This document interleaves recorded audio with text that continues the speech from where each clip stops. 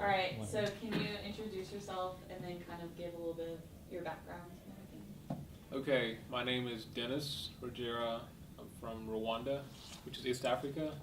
So I was born in Nairobi, Kenya. Grew up in Uganda for a little while and lived the rest of my life in Rwanda. The reason I was born in Kenya is because my family was forced into exile like a long time ago. Rwanda has a history of conflict, civil conflicts. And so my family is one of the groups that was forced into exile. And so my family met outside of Rwanda, so I was born outside of Rwanda. Got to move to the country after the war subsided.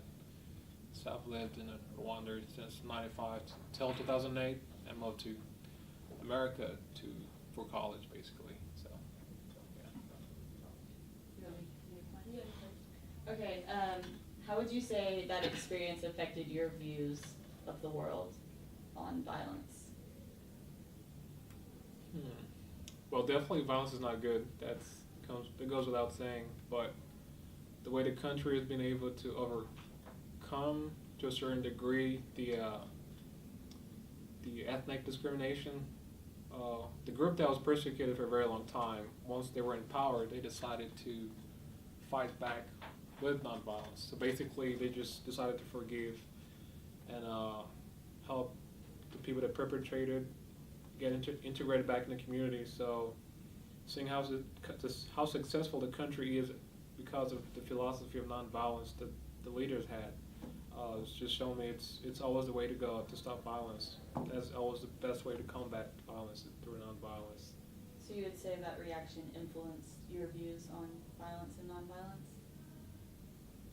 More of solidify them. It just gives me a real life example of how successful nonviolence is. So, yeah, basically. And there's a question I want to ask kind of on that. So I guess, how is violence viewed, I guess, in your home? Like, were there certain, role models that were, say, like, pressing for nonviolence, like, while all this was going on, or, like, your family moving and getting exiled? Like, do you remember any of that, or, like, that you've heard from your family? I wouldn't say people were very outspoken about nonviolence. Nonviolence was part of the philosophy the country adopted to stop the war. It was not specifically nonviolence, but it played a really big role in, helping the country move forward. So, what was the question again? So yeah, I guess I'm kind of trying to ask, like, who bought the on? Like, when were the first, like, ideas of nonviolence, like, coming into play, like, throughout all of the violence, So, like 1994, there was this mass genocide where one group was trying to get rid of another group. And so the group that was being killed, they had some rebels outside the country and they were able to stop genocide.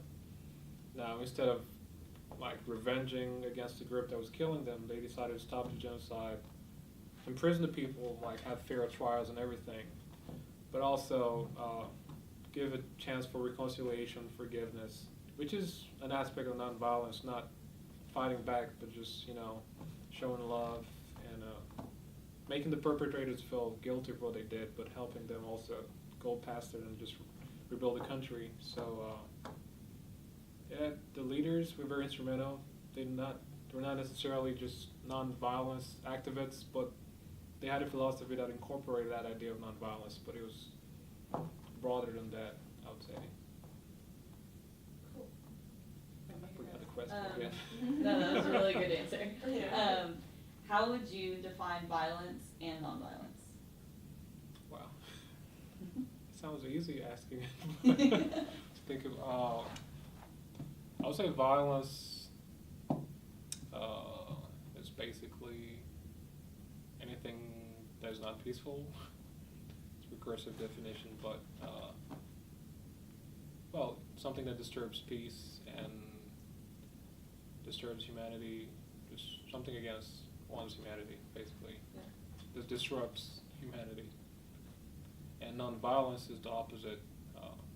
I can explain it better through example. Like violence, you go out and kill somebody, you just shout, you insult them verbally, you just hurting them either in an emotional, physical, whatever, spiritual level.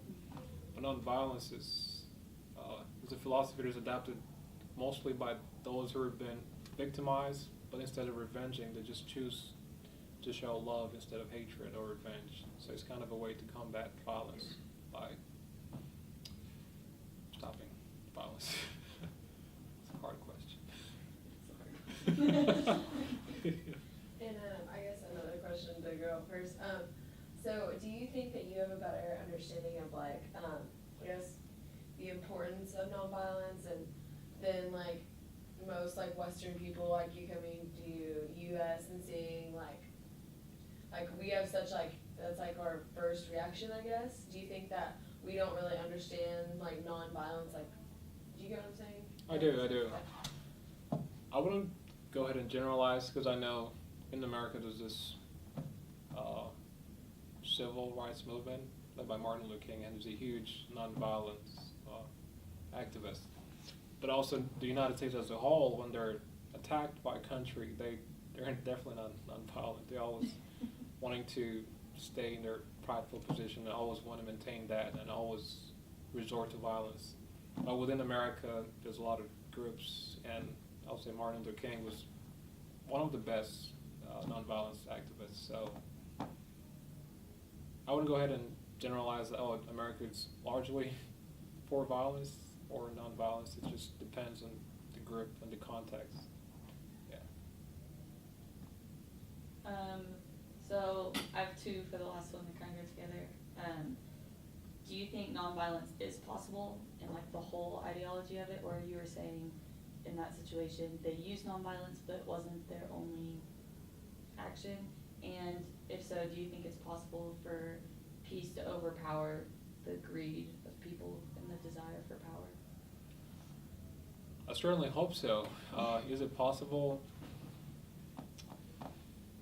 I don't know. I think human beings are a very interesting creature. They usually resort to violence than nonviolence. I guess nonviolence is the most difficult alternative, but I guess I choose to be hopeful to believe that it is possible. I mean, in some countries it has proven to be possible, and it's always the better way. If you want peace, it's definitely the only option, to pursue nonviolence. But I would say it's worth giving it a try. There is hope. If people try it, it'll be successful. But are human beings in general willing to pursue that? I don't know. It's seeing what's happening in the world today. I would hope it's possible. I believe it's possible, but is it very likely? I doubt so. So that's my genuine answer. Okay, and I think I just had a question about, she told me that you did a march. Yes. And I guess like commemoration, will you talk about that and like whose idea was that and like what RSO you did that with or anything like that? Well, the Rwandan student body on campus, which is a non-RSO, but operates under the African student body, which is an RSO. So every April, we try to commemorate the genocide that happened 19 years ago. So it was a 3-day event that had a movie screening, a lecture, and a walk to remember. So I'm guessing you're referring to the walk to remember. Mm-hmm. So that was basically a walk to raise awareness about what happened, which was a genocide, and also kind of like to share the unity, because what started genocide in the first place is two different groups fighting against each other for a place in the country. But when we walk together, we're showing solidarity, reconciliation, and basically nonviolence philosophy is integrated into that. So we're just fighting the genocide ideology and propaganda through nonviolence, just walking in peace and harmony.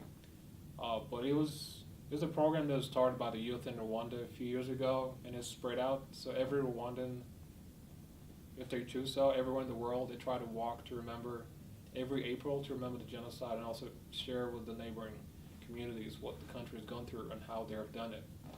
So it's an initiative started in Rwanda and it's spread out to different countries wherever there's Rwandans. So That's really cool. yeah. Okay. And I guess we can ask some like general questions, like what are you studying at University of Arkansas? Okay.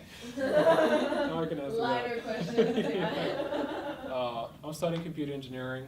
I am a senior, and I'll be done in December. I'll be graduating in December 2013. So what do you plan to do after graduation? Oh, she asked me that already. Well, I'm interning with Walmart. this summer, so I'm hoping to get a full-time position with Walmart, work for about 2 years and get a master's in whatever I'll decide to get a master's in, and then eventually go back to my country for one day. So, And then, what are you planning to do whenever you go back to Rwanda? well, in a general sense, help rebuild my country since it's recovering from the genocide, but more specifically in the technology area, since the country is aiming to be one of the technology hubs in Africa, which is a pretty lofty goal for a country that's just recovering from a war, but I just want to be part of technology development, so just work in whatever needs that are there, pretty much. Cool, perfect. Just out of curiosity, what kind of have you experienced any violence throughout your life? And if you have, what would- Okay, I wouldn't say large scale. I wouldn't consider it violence, just regular sibling misunderstanding. That's as far as it's gotten, just fights at home. But I have gotten to witness violence growing up, learning about the genocide, seeing it on TV while I was outside of the country. But on the personal level, no, I have not